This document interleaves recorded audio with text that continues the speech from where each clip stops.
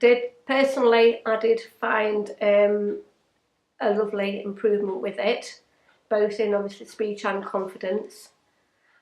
And I did find it very helpful and understanding of the speech and language therapist that I saw when I did see two. And it did help me to become more open and honest with it. Yeah, I've received speech therapy.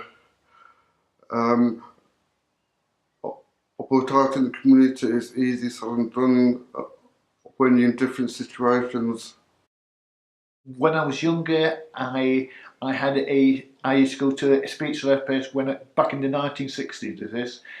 I used to go to one every 6 months for about half an hour, and that was at Alfreton.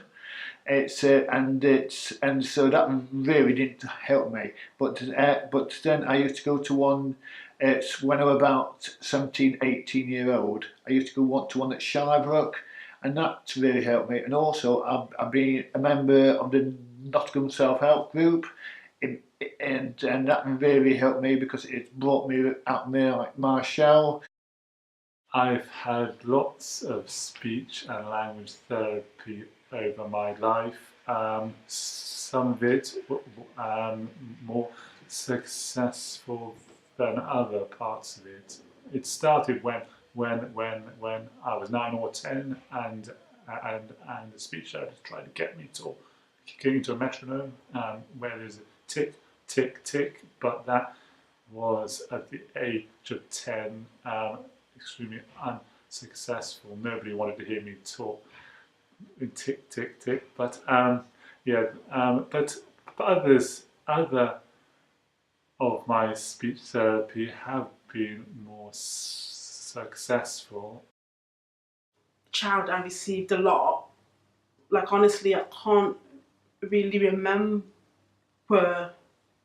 certain things that I learned because it was so long ago. And I had a negative view, towards it. In my mind, I assumed speech therapy would cure me, and I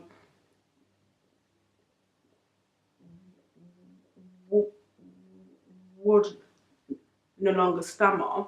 However, like as an adult, I'm actually doing speech therapy now, and I am seeing like how it really helps me to know why I see myself in a certain way, why I feel the way I do regarding my stammer, and also to find ways to cope and stammer less rather than to cure it. Probably 1947, when it was in its infancy and was little use. I then went to Stony Street in Nottingham when I was about 10. Can't remember much about that, but I've had no speech therapy since then.